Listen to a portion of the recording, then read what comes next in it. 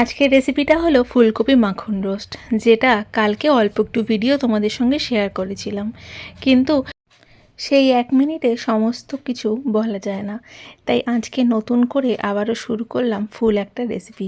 এই রান্নাটা খেতে অসম্ভব সুন্দর হয়। তোমরা এটা ফ্রাইড রাইস, ভাত, রুটি, পরোটা, লুচি, নান, পোলাও সব কিছুর সাথে খেতে পারবে। এতটাই অসম্ভব সুন্দর এটা খেতে হয়। বেশ খানিকটা সাদা তেলের মধ্যে অল্প একটু নুন দিয়ে আগে ফুলকপিগুলো ভেজে রাখছি। ফুলকপিগুলো দেখো বেশ বড় করে কেটে নিয়েছি, কারণ ফুলকপি যদি ছোট করে কাটা হয় তাহলে এই কষাতে কষাতে কিন্তু হাফ ফুলকপি ভেঙে যায়।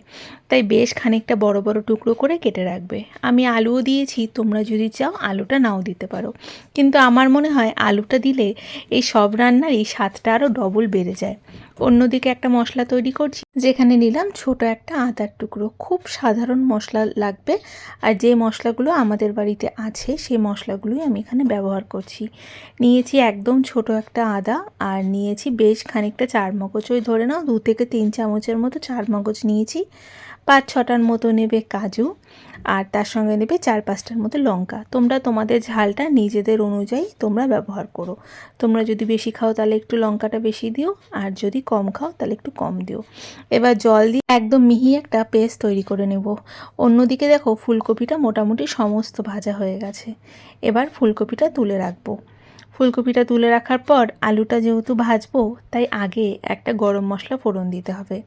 এই রান্নাতে কিন্তু কোনো জায়গায় আমি হলুদের ব্যবহার করব না, কারণ রান্নাটা গোটাটাই সাদা সাদা থাকবে। ফুলকপিটা ভাজা হয়ে গেছে তাই তুলে নিলাম। এবার দিব গোটা গরম মশলা ফোড়ন, অল্প একটু জয়িত্রী, অল্প লবঙ্গ, এলাচ, আর দিয়েছি অল্প একটু দারচিনি।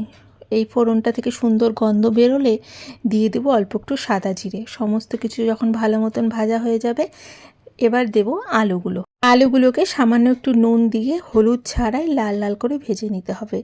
এবার সেই যে মশলাটা তৈরি করেছিলাম, আলুটা যখন লাল লাল করে ভালো মতন ভাজা হয়ে যাবে, সে গোটা মশলাটা দিয়ে দিব, তার সাথে দেব অল্প একটু বাটি ধোয়া জল। এই সময় পরিমাণ মতো আমি নুনটা দিয়ে দেবো। যতটুকুনি এই সবজিতে নুনের প্রয়োজন ঠিক ততটুকুনি নুনটা দিয়ে কম আঁচে বেশ অনেকক্ষণ ধরে তেল ছেড়ে দেওয়া পর্যন্ত কষাতে হবে। যখন এরকমভাবে ভালো মতন কষানো হয়ে যাবে, ফুলকপিটা দিয়ে দেব। ফুলকপিটা দিয়েও বেশ ভালো মতন সেই মশলাটার সাথে অনেকক্ষণ কম আঁচে কষিয়ে নেব। যখন দেখব ফুলকপিটার গায়েও বেশ ভালো মতন মশলাগুলো লেগে গেছে, তখন আগের থেকে গরম জল করে রেখেছিলাম, সেই গরম জলটা অল্প দিয়ে দেব।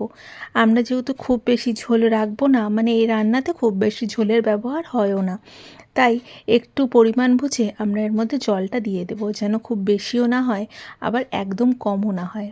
কারণটা হলো এটা, ফুলকপি আর আলুগুলোকে অল্প একটু সেদ্ধ করাটাই হলো আমাদের এখানে মেন কাজ। জলটা দিয়ে বেশ খানিকক্ষণ ফুটিয়ে নিয়েছি। দেখো আলু ফুলকপি সমস্ত কিছু ভালো মতন সেদ্ধ হয়ে গেছে।